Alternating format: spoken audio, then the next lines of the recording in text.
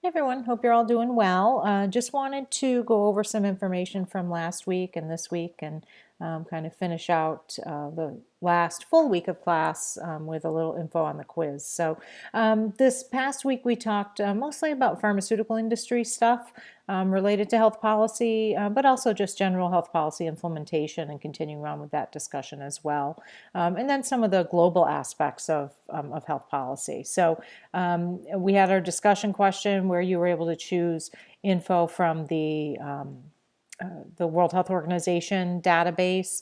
And then we had our outline, which I'm hoping to be able to start those as soon as I get these videos done. That's up next, so that I can get some feedback on those outlines to you ASAP as you're finishing up your projects this week.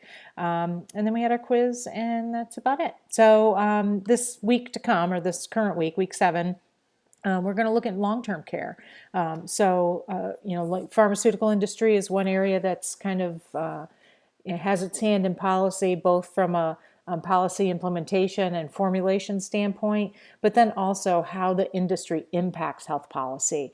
We have lots of lobbyists and whatnot that represent the pharmaceutical industry, but then we also have pharmaceutical industry having to implement policy. So we see both sides of that there. We have the same issue in long-term care, except I find that the lobbying side perhaps is not as strong as it is in some of the other areas like hospitals or pharmaceuticals or physicians, etc. So I think there is work to be done there. We did have the opportunity, and some of you may have taken part in it. We had a gentleman from Leading Age speak to us at one of our networking educationals. I think it was the last one that we had. And Leading Age is an organization that represents long-term care facilities and really kind of serves as that representation, overall representation for them, much like, for those of you that know, Professor Harper, A.J. Harper from the Healthcare Council of Western PA, much like Healthcare Council does for Western Pennsylvania providers. Same kind of thing, except just very focused in long-term care.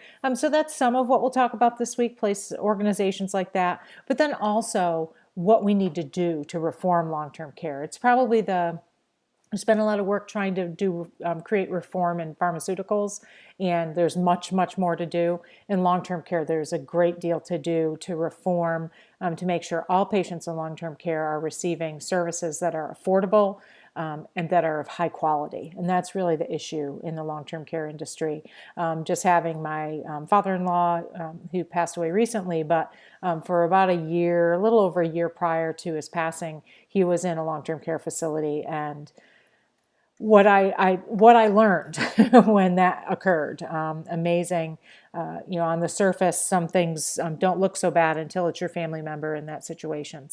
There really is a lot of reform that we need to do in that industry. And there are a lot of organizations or a lot of providers that really do a great job, and then there are some that really don't. And we're actually seeing some of that nationally with COVID and how they've dealt with COVID throughout. COVID has impacted every organization, but oftentimes the ones that were already struggling with quality care are the ones that are, kind of really in a bind with COVID and whatnot. So long-term care is our discussion this week. We have a discussion question, and then we also have obviously our ed puzzle, which will be this. But then the bulk of your work for the week is really that your policy brief. Again, it's going to be that new policy or adaptation to an existing policy that you're looking to deal with an issue. And remember, again, and I know if be sure that you're going back and checking your feedback on your submission of your topic, but it's not a policy in a healthcare organization. We're not talking about organizational policy in this class. We're talking about public policy. So make sure it is a public policy. It can be a local policy, something that's at the local level, the county level. We're seeing a lot of public policy at the county level coming out for COVID. Allegheny County Health Department has been fairly aggressive, not as aggressive as I think they need to be, given the way the numbers look now in Pennsylvania, but they've been fairly aggressive at dealing with issues. And they're not organizational policies because it's a governmental policy, and that's what we're looking at. So I know some students wanted to do their project on an organizational policy, and that's not what we're looking at in this class. We're looking at, to make an update to an organizational policy would be a quality improvement project. So that's the kind of thing you could do in a QI class, but not in this class. This is health policy, so it's focused on public policy. So hopefully that is all clear. And I think, anybody, whoops, I'll move back here. Anybody that had submitted their topics for review, which was a requirement, got feedback on those topics. So be sure to review that before you move forward on your project. And like I said, too, I'll go through those outlines within the next couple of days and get feedback to you there. So quiz from last week. Just wanted to go over some of the questions. And again, remember that the quiz comes mainly from the textbook, but not solely from the textbook. So it's important that we're taking part in all pieces of the classroom learning in order to do well on these quizzes. So first question, more than a majority of Medicaid costs are to provide care for which of the following groups, which makes up less than 25% of the total pool of beneficiaries. So it's that, it's typically like an 80-20 rule, but in this case, it's almost 80% to 25%, where 80% of the people cost, or 20% of the people create 80% of the cost. That's kind of the norm in healthcare. In this case, it's 25% of the people create about 80% of the cost. And that cost is our folks that are low-income, elderly, and disabled people. So these folks are what are known as dual eligible. Most of them are eligible for Medicare and Medicaid, but Medicare requires that Medicaid pay first. So it's Medicare is what's known as a payer of last resort. Now that Medicare and Medicaid programs do cooperate and pay certain things in different ways, et cetera, they do share costs, but generally more over the majority of the total Medicaid cost is being provided to those low-income, elderly, and disabled people, but they make up less than 25% of the total pool of beneficiaries. You may expect to see low-income families and children to make up that majority of costs, but it's not. And honestly, folks that, younger families, children, and even just younger adults tend to be less expensive from an insurance perspective because most seek well care, or they may go to the doctor if they have a minor issue, but they don't have the long-term chronic health issues that obviously elderly folks and disabled folks have, which drives up their costs. So more than a majority of the costs are made up from the low-income, elderly, and disabled, which is less than 25% of the total folks that are on the Medicaid program. For many, the majority of continuing education, or CME, hours earned by physicians or providers are sponsored by. So this kind of goes to the root of what we had talked about through the textbook last week. They tend to be sponsored by pharmaceutical companies. If you are a hospital-employed physician, which is certainly not all, and although I think it's more the norm in the Pittsburgh area to be hospital employed, that's certainly not the case across the country. There are plenty of private practice physicians or large physician practice groups that are not, they're affiliated with hospitals, but they're not owned by hospitals. But even those that are employed by hospitals, oftentimes their CME, or the continuing medical education that they need to have in order to maintain their license, are provided at programs that are sponsored by pharmaceutical companies, sometimes right within the walls of the hospital. So they're sponsored by those pharmaceutical companies, and as you likely read in the textbook, this can be problematic because perhaps the education that's being provided isn't without bias. Sometimes they are provided with lush surroundings, such as going to expensive resorts, being provided luxurious meals, those types of things. So it is most of those things tend to be a violation of compliance regulations, but they still occur. So there have been some changes in the pharmaceutical industry to help prevent those. But you can't, it's like an unstoppable train, unfortunately. So some organizations, like for example, when I was compliance officer, we did not allow pharmaceutical reps in-house at all. In order to see pharmaceutical representatives, they had to make an appointment at a specific time that was done in one of our medical university buildings and not within the walls of the hospital. And they weren't, for any of you that have worked in a physician office, you probably know about the free lunches and all the pens and tchotchkes and all of that. They weren't allowed to bring any of that into our organization anymore. They could bring flyers about their content, about their drugs and their medical devices and whatnot. But we put the kibosh to it. And then even with that, we found physicians circumventing us and getting, trips to the Final Four, getting trips to the Super Bowl, whatnot from the device manufacturers, typically in that case, that were illegal. Ultimately, it's considered a bribe. So it's a problem. It continues to be a problem, and hopefully we can reform. We can have some health policy to help reform that at some point in the future. Next question. All children that are eligible for CHIP or Medicaid are automatically enrolled. So remember, Medicaid is our insurance program that is, it's state operated, but it's for folks that meet certain income thresholds, so it tends to be lower income folks. CHIP is the Children's Health Insurance Program, which provides also health insurance to children only, obviously, hence the name.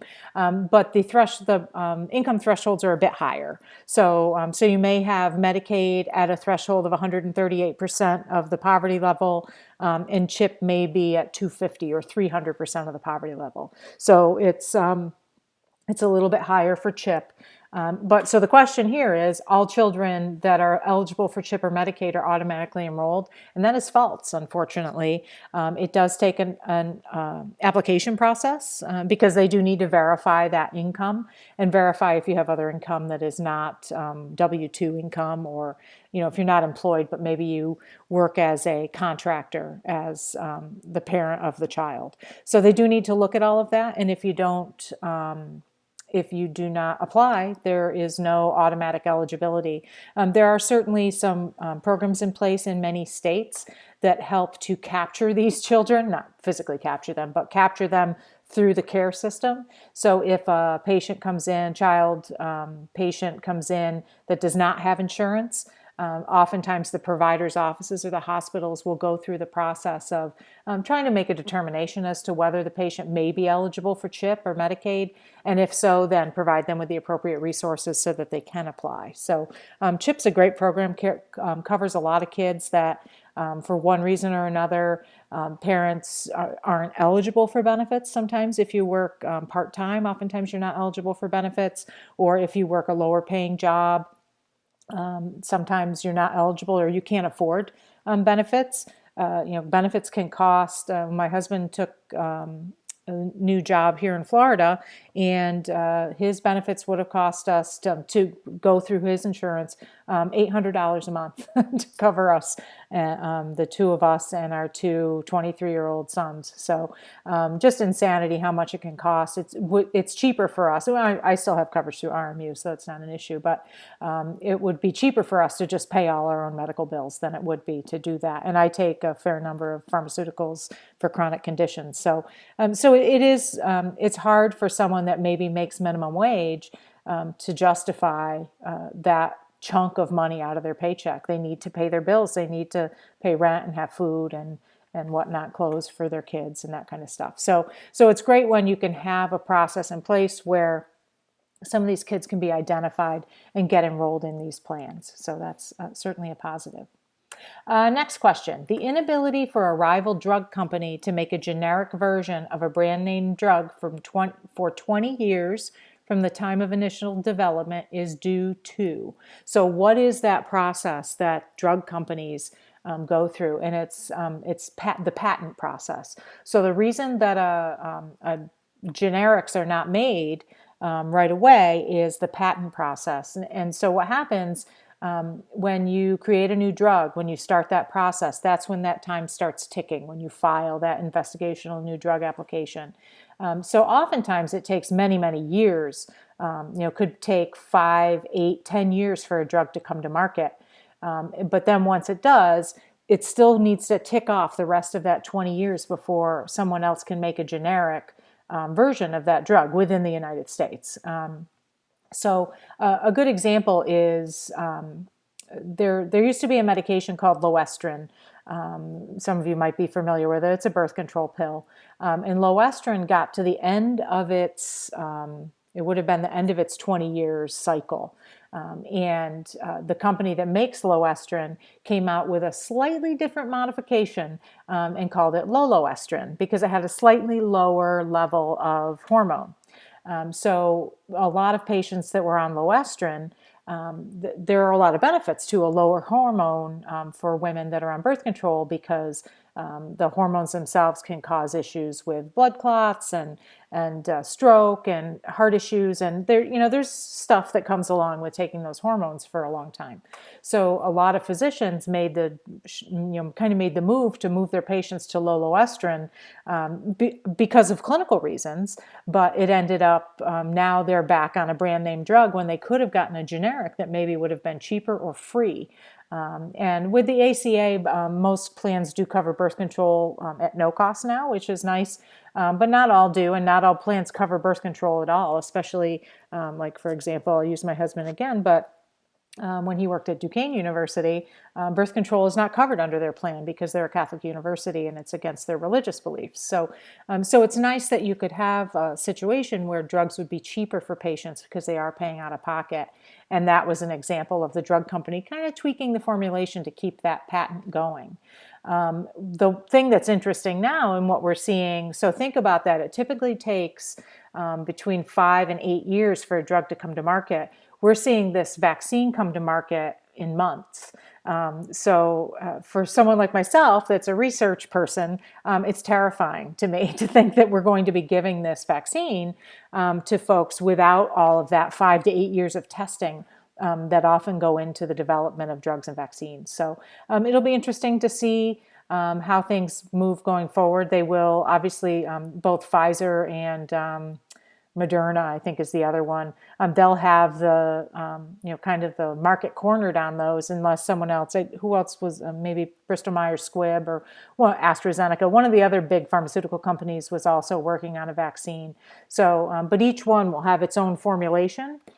And it'll be interesting to see how that all works. And so we're all, the first level of clinical trial, human clinical trial, is typically done. People get paid for it just to test safety.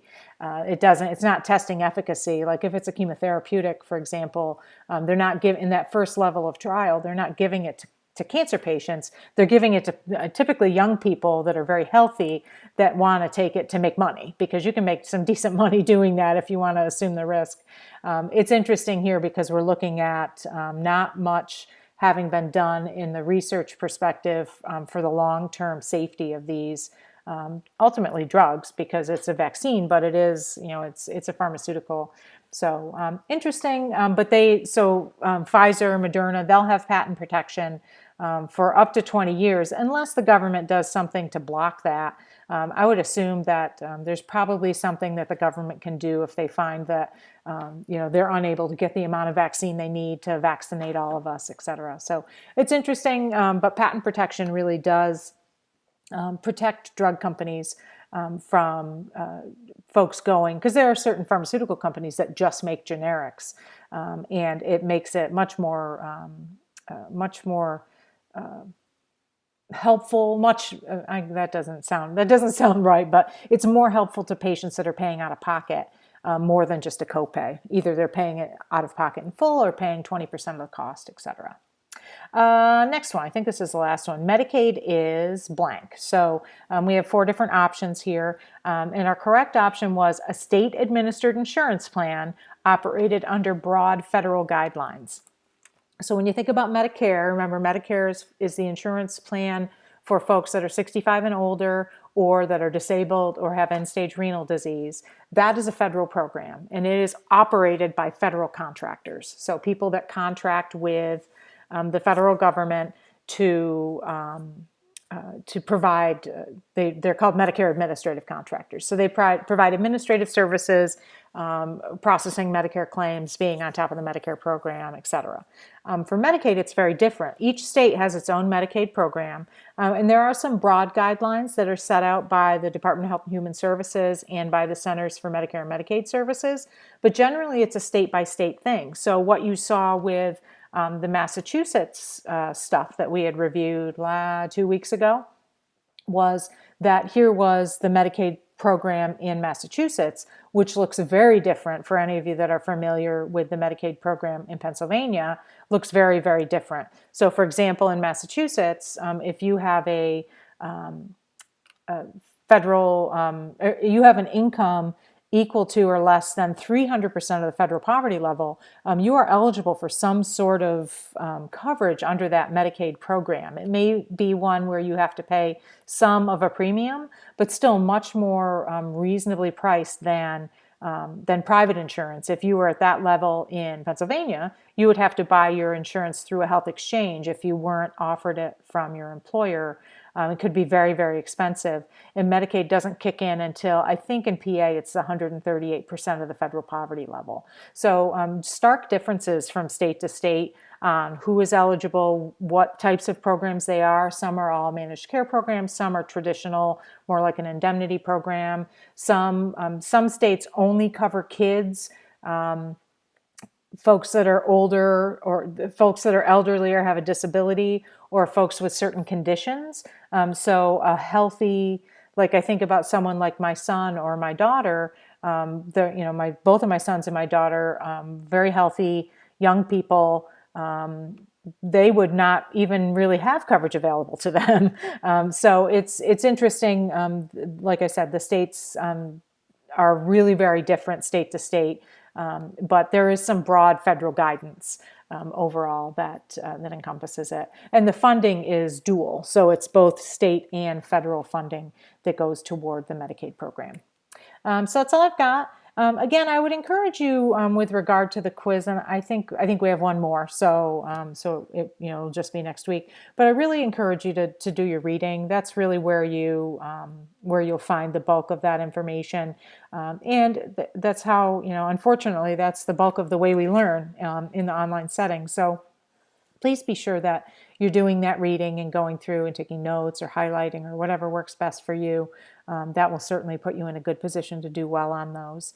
And other than that, I look forward to taking a look at your projects and or your submission from last week, from week 6, which I'll start to look at, and then ultimately your final projects, which you'll submit at the end of the week. Remember, week 8 is short. It ends on Friday. So work needs to be turned in by Friday. If you turn it in on Saturday, we need to have grades turned over quickly. So each term I have someone come and say that they didn't know that it was due on Friday, but it's in this announcement, it's in the announcements in the classroom, it's in the syllabus. So please be sure that you have work done in week 8. So next week, stuff is done by Friday so we can get final grades uploaded.